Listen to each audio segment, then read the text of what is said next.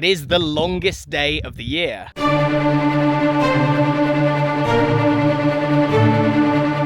My task is to walk across the width of Lancashire before the sun sets.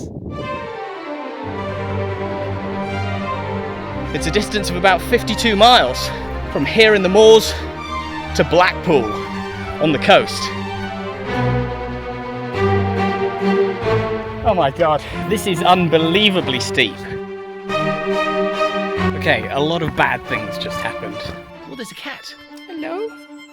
Are you coming with me all the way to Blackpool?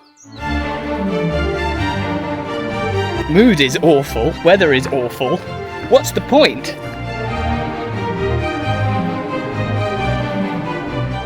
I'm trying to not fall in the river. I've got to jump.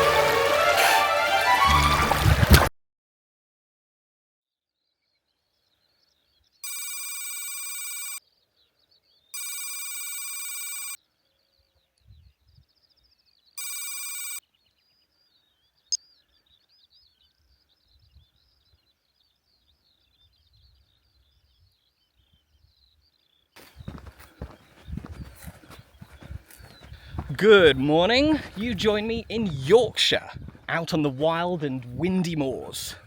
It's just coming up to 4 o'clock in the morning on the 21st of June, which is the longest day of the year, the summer solstice. I'm currently walking up a stretch of the Pennine Way, and I'm already quite tired, and we haven't even begun what promises to be a ridiculous walk, to be honest. From here, we're going to be making our way up towards the border between Yorkshire and Lancashire, the famous demilitarised zone between two old foes. And when the sun rises at 4:36 a.m, I'm going to set off and attempt to walk across the width of Lancashire before the sun then sets. That will be at 9:47 this evening. It's a distance of about 52 miles. And I don't know if I can do that, but I've got the longest day of the year to do it in. But first, we've got to get up to the border.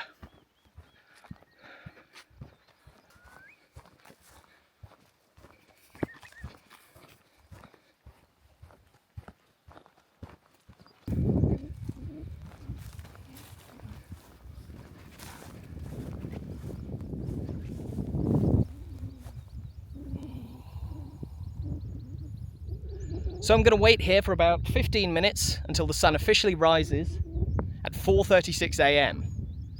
This is incredible and this is unbelievable. The scenery here is spectacular. It's so warm today. We're in the midst of a heat wave, but I'm standing on a moor in Yorkshire at 4 o'clock in the morning in a t-shirt. There's no wind. This is unbelievable. So, already bowled over by the beauty of my surroundings, I awaited the earliest sunrise of the year, taking full advantage of being all alone up in the moors as I passed the time. It's me, I'm Kathy, I've come home, I'm so cold and I'm beautiful, cold, me through. It's me, Soon enough though, the time began approaching 4:36 a.m, the moment when the sun would lift itself above the horizon, and my race to beat it across the width of Lancashire could begin. Okay, so I'm currently standing on the Yorkshire side of the border, and the sun is officially about to rise. In 10, 9, 8, 7, 6, 5, 4, 3, 2, 1, 4:36 a.m. The sun has officially risen. And so let's step into Lancashire, leave the border behind, and begin a 50-mile walk across this amazing county. What should be an unforgettable day. Yes, as the walk began, I had more than 50 miles of Lancastrian scenery stretching out before me. The route that I'd be following cutting right through the heart of the county, through an array of charming towns and villages, across vast areas of farmland, and even up to the top of some very steep hills, all hopefully leading me towards the bright lights of Blackpool that evening. But my first job after leaving Yorkshire was to make my way off the moors, which offered yet more exceptional views as I made my way along a narrow footpath. I mean, the scenery is fantastic. I sort of don't want to leave this setting. I've got a couple of miles of moorland to walk before we get to our first village. To be honest, I don't know if I've really psyched myself up for the distance that I'm planning to do today. The longest I've ever walked in one day is 37 miles. So this is a fair bit longer than that. I've got the daylight to do it, but it's the endurance, it's my legs, it's my knees, it's my feet, it's my brain, you know? You can get bored walking. As much as I like walking, 17 straight hours? I don't know.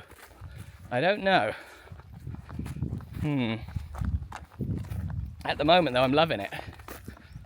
Ba-da-da-da-da.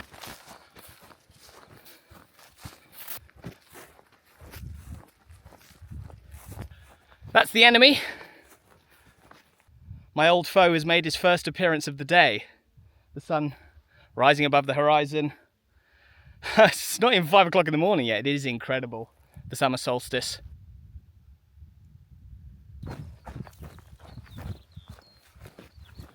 Just to get you up to speed, in case you don't know, 6 months ago, on the winter solstice, the shortest day of the year, I attempted to walk across Nottinghamshire before the sunset. And I lost that race very badly. So I'm out for revenge against that big orange bull in the distance. With so much daylight to play with on this summer solstice though, I was quietly confident that I could beat the sun across Lancashire. But the truth was that I'd already been on the go quite a while, even before my rival had clambered above the horizon. Now, just getting here was difficult enough. To get up to the border there, I got a train up from London last night, stayed overnight in Bradford, didn't really sleep at all, and then I got a taxi at 3:15 out to the countryside. So I'm quite tired, to be honest, and we're only just beginning. 50 miles on no sleep? That's a bad idea, surely. Surely that's a bad idea. Time would later tell just how bad an idea this really was. But for now I enjoyed yet more mesmerising moorland scenery, before finally making my way out of the wilderness and towards the first signs of Lancastrian civilization.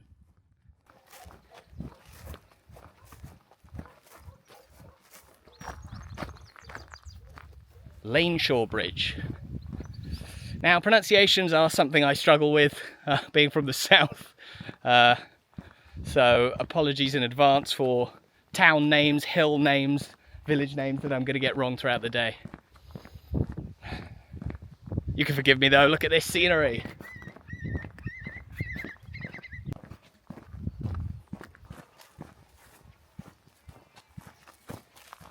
With most of the county around me still fast asleep, this gorgeous section along the slope of an enchanting valley felt truly magical. In fact, as I made my way through this very eastern part of Lancashire, I even began encountering some intriguing monuments. From an eye-catching piece of public art named the Atom, positioned at a particularly scenic vantage point, to the tranquil ruins of a centuries-old manor house down on the valley floor.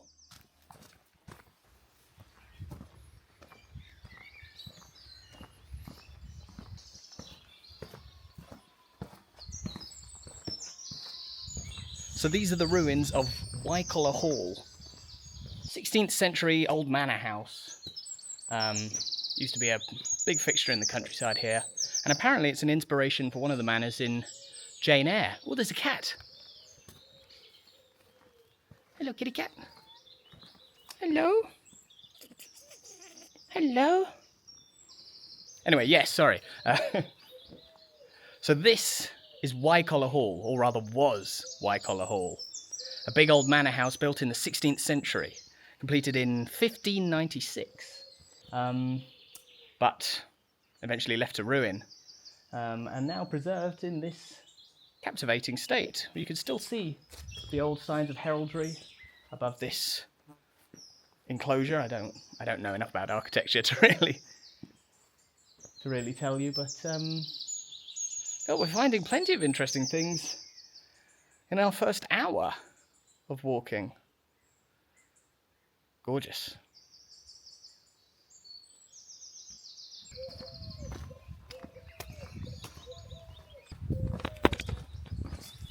Okay, we're going to leave Wycoller Hall, but I've picked up a travelling companion. Where is he?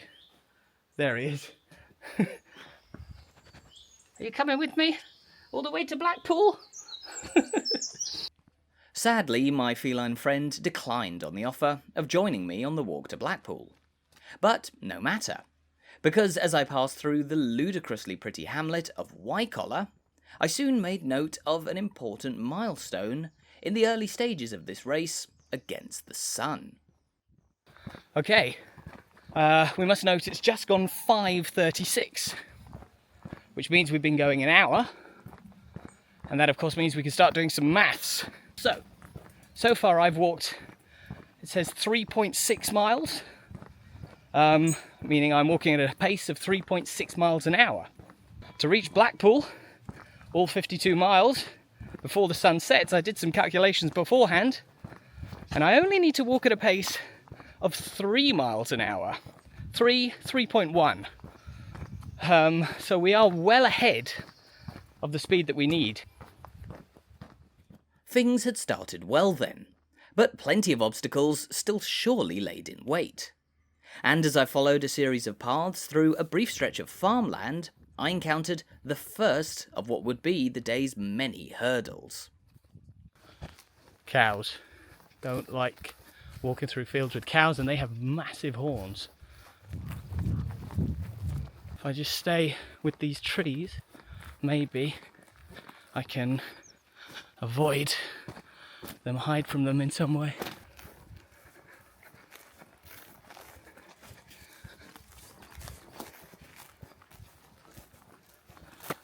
Big one.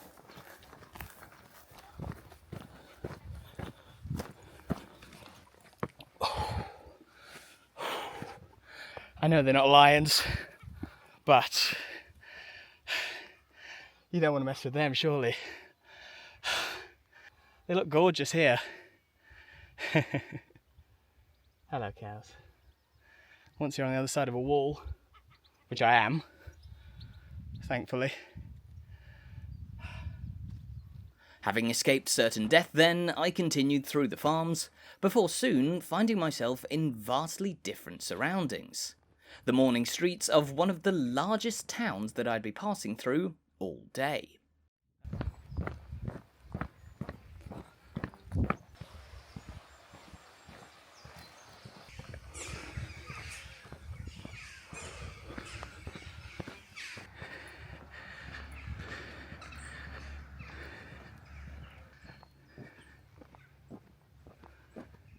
What an eye-catching structure.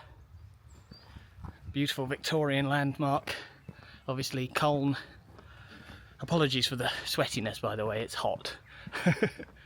Colne, of course, like so many other towns in the region, boomed during the Victorian period, the industrial period, on the back of coal mining, cotton mills. That was a big thing around here. And so much of the architecture around here is Victorian. I enjoyed strolling along Colne's very long, and at this time of the morning, very quiet high street. But I soon began yearning for some more rural surroundings again. And once I made my way to the other side of town, I passed over a picturesque stretch of the Leeds and Liverpool Canal, Britain's second longest canal, and then into the charming village of Hireford, which is home to a gorgeous old mill and a 400-year-old pack-horse bridge across the tranquil stream of Pendle water. Pressing on further east though, the terrain became ever more undulating, as I entered what would be the hilliest section of the whole walk.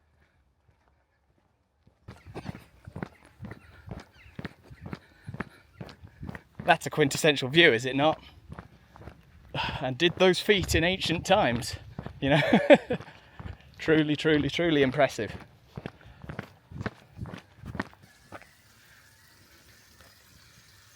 We're just over an hour's walk from Burnley, which is, you know, quite a different setting to this. Lancaster Castle is a long way from here.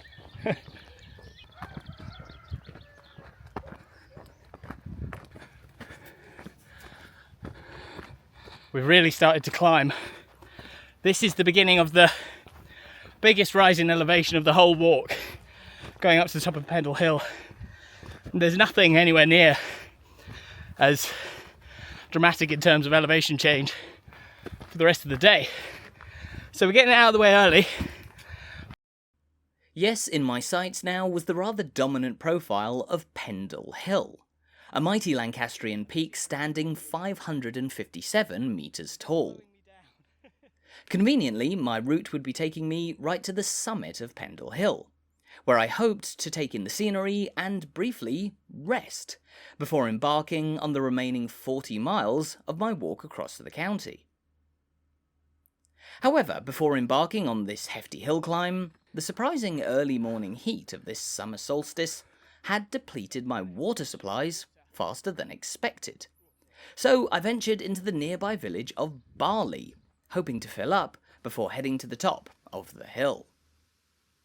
And there's a picnic site with toilets, and I'd hope that that means there's a tap or a water fountain of some sort. I'm thirsty.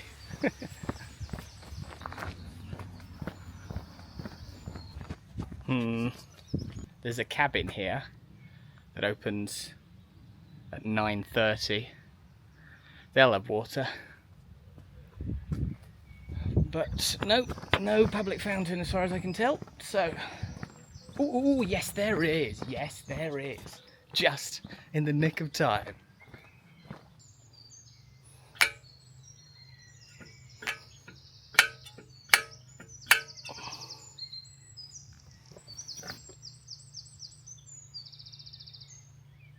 Good. Yeah, so at this point I had about half a litre of water left in my bag, having already drunk the other 2.5 that I'd been carrying in the first 4 hours of my walk.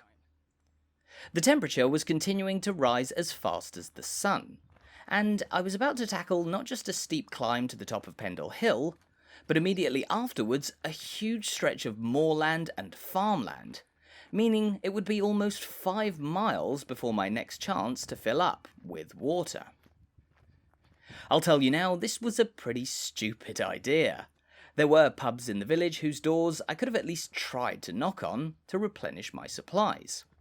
But nonetheless, I pressed on towards the beginning of a rapid ascent up the slopes of Pendle Hill.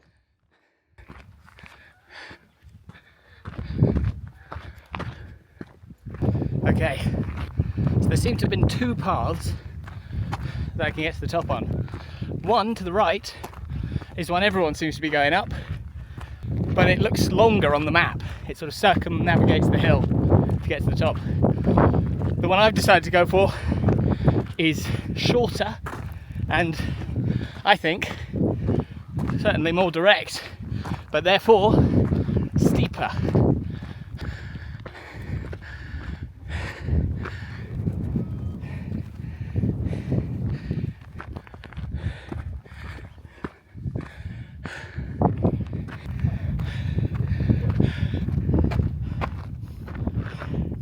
I'm going to stop a lot, but thankfully I've got that to look at.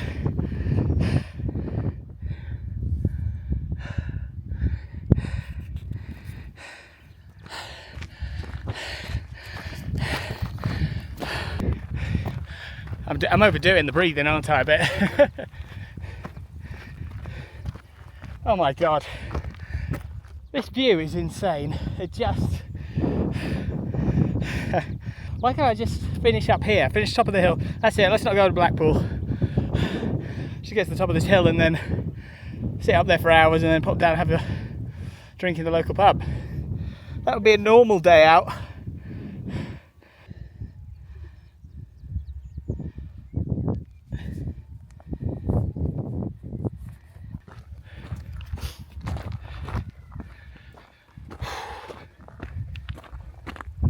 Stopping to admire the scenery just for a minute really brings my breath back. Maybe there's like a life lesson in that. Stop to smell the flowers and don't try and walk to Blackpool in one day.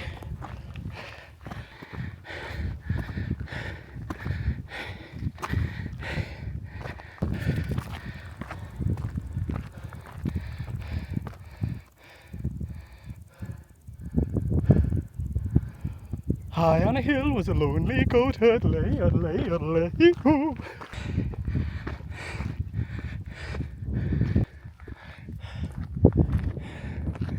Where's the top?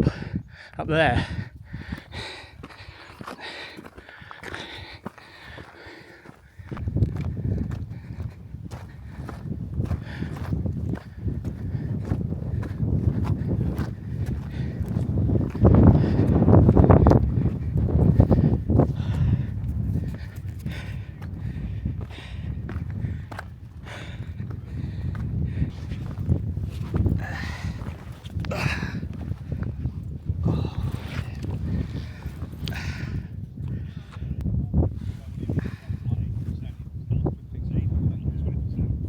From the top of Pendle Hill, I was able to enjoy what felt like a well-earned rest, as I gazed back across the more than 10 miles of countryside I'd covered on the day so far.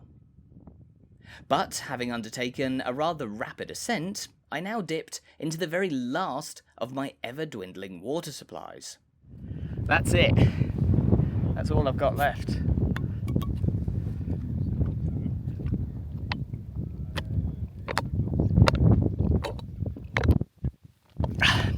Okay. 9 o'clock on the dot. So that's 4.5 hours we've been going. This is the biggest obstacle that we've overcome. The next big obstacle is just time and distance.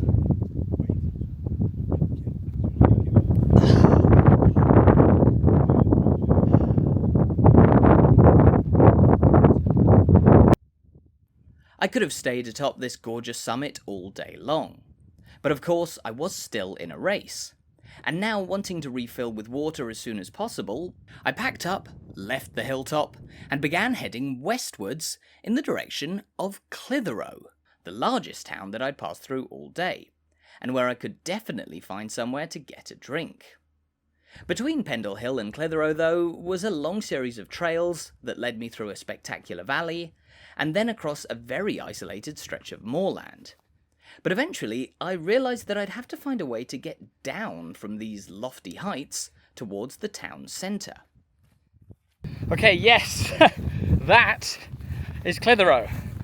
I can see it in all its glory. It's the biggest town that I'm going to pass through all day, except for Blackpool, if I ever get there. And it's a place with shops and water. And that's what I want more than anything. The one thing I've noticed is that the contour lines on my map say that to get down from this moor, top of this moor, quite steep as well. So, not an easy job just to get into town, but it is right there.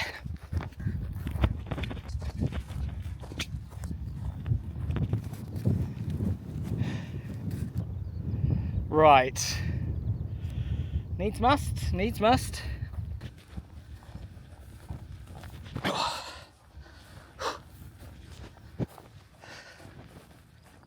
Now, normally, coming down is much easier than going up. But unlike the well-trodden paths to the top of Pendle Hill, this barely used goat track, straight down the face of what's known as Pendle Moor, was a nightmare. Descending some 500 feet in just a fifth of a mile, my knees took an awful battering as I sidled my way down the terrain, all the while taking my mind off the predicament by admiring a stunning and even steeper slope to my right that I thankfully didn't have to climb down. Soon enough, though, I made it down safely, and decided to give my knees a bit of respite beside a tranquil, babbling brook.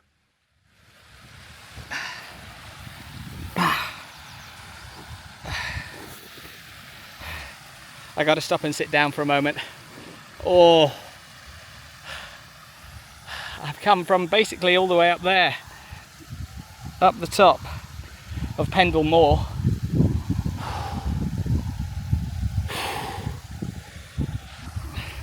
Coming down just as tiring as going up, it seems. I'm gonna sit here for a bit. I mean, look at this though, for scenery.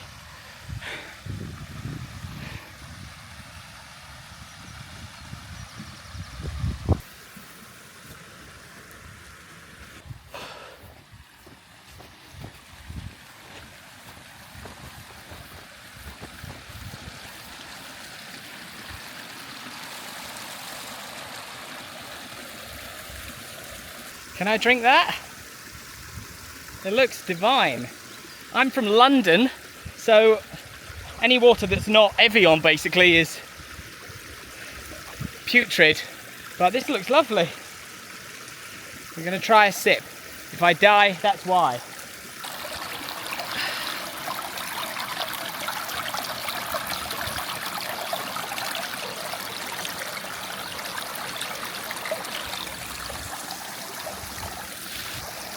I mean, it looks okay.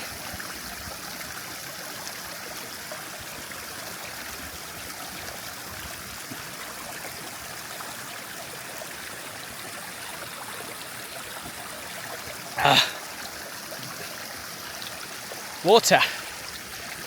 Potential dysentery. We'll see. Yeah, so I feel duty bound to say here that you shouldn't do this.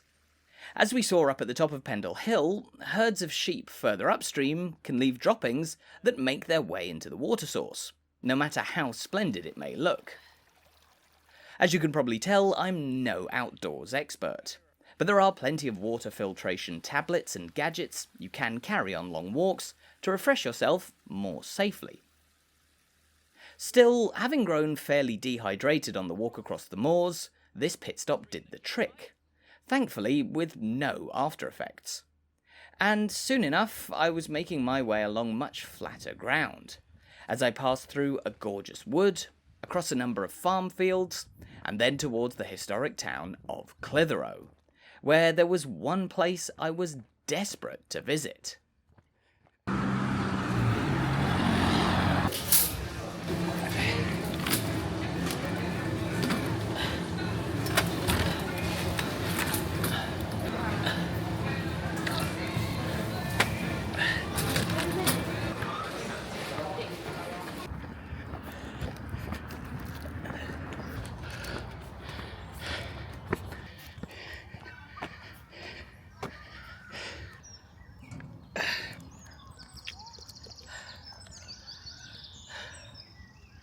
Clitheroe Castle, 12th century. Mighty castle, although very small keep, as they say. That central bit, the square behind me.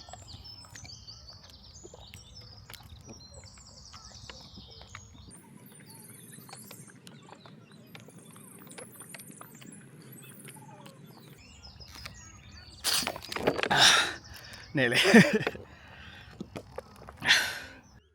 Having nearly chugged a whole litre of water in one go there, I was gradually replenishing myself after the dehydrated walk down from Pendle Hill. But as I enjoyed the serenity of Clitheroe Castle's grounds, I realised that I couldn't relax for all too long. After all, this was still a race. I'm going to have to make a move soon. I can't go up there. That's just... I could feel the time eating away, and I need to sit briefly and to have some water. I've drunk a lot of water now. but I can feel the time now ticking away. It is 11:15 and we've got 34 miles to go still. It's slipping away. Let's get moving.